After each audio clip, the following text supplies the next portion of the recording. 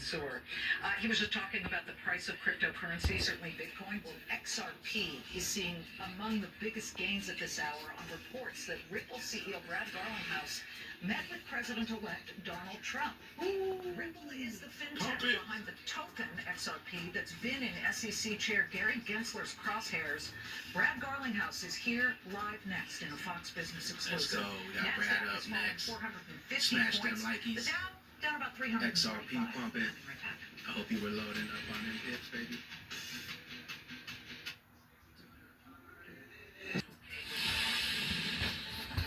Market sell-off, but not for XRP. It is exploding toward the $1 mark. Right now, it stands at 87 cents. This is a gain of 4.5%. As investors in the seventh largest cryptocurrency are optimistic about the future of the now $3 trillion industry under a Trump presidency. The blockchain payments company Ripple, which uses XRP to enable transactions, jumped dramatically since election night. And it saw big surges earlier this week on speculation that its CEO held a meeting with the president-elect following his victory, and speculation that anti-crypto SEC chief Gary Gensler might... It's 92 cents now. Which we just talked about with former SEC Director Norm Champ. Ripple CEO Brad Garlinghouse is here in a Fox Business exclusive in studio to discuss all of this. Okay, a 70% gain since Election Day.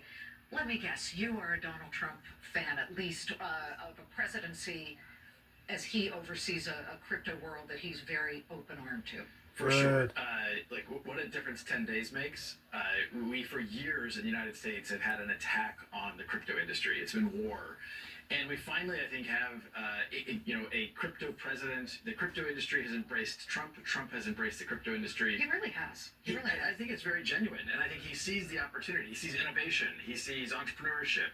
And look, I'm very excited about what the future holds. I'll point out, if you were saying that XRP is up 70+%, since Election Day, the best performing crypto assets are all U.S. companies or U.S. technologies. This shouldn't be a surprise. The United States SEC has been manipulating and putting pressure on these U.S. companies, U.S. technologies, and now that pressure comes off and they explode upwards. So we shouldn't be surprised by that.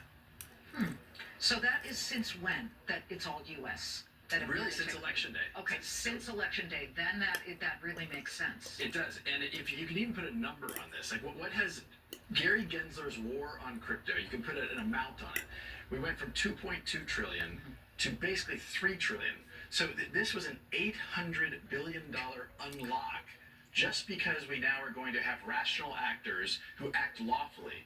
You know, as you know well, the states have now even participated in suing the SEC and saying you are not acting lawfully and enforcing the laws. 18 states are suing Gary Gensler. XRP earlier this week spasmed. It jumped about 10% after you liked a tweet earlier that suggested you may have met with President-elect Donald Trump. Any truth to those rumors?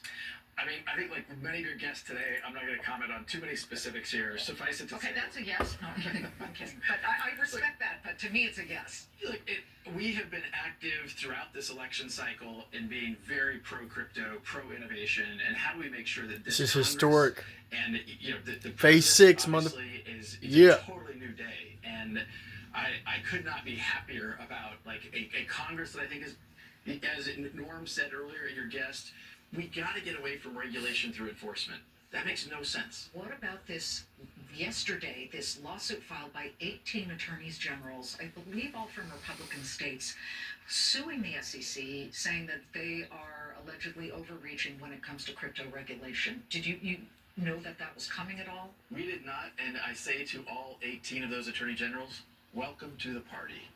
You know, look, we have been fighting, Ripple's been fighting this fight since the very beginning. We've spent literally over $150 million fighting the SEC, an unlawful war. And so I'm thrilled they're joined. I wish they would have joined earlier.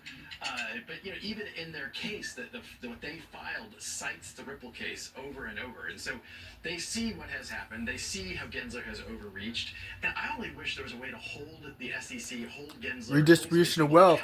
And And we should say that earlier this week, Robinhood relisted XRP on its platform, driven by what they believe might be this new, more welcoming regulatory environment. For sure. I mean, this goes back to like the U.S. has finally unlocking this hostility, and I do think things like Robinhood is saying, I'm surprised they didn't do it sooner, but I'm glad they did it now.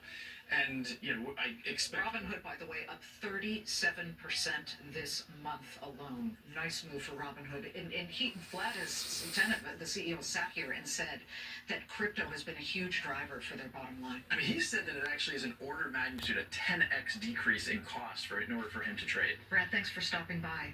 It's Great to see you, Brad. Garlinghouse. Yeah. We're looking at a market in the red Woo! today. Maybe it's a little bit of an overbought market, so we've seen some sell-offs and profit taking on this Friday. Our next guest is Brad,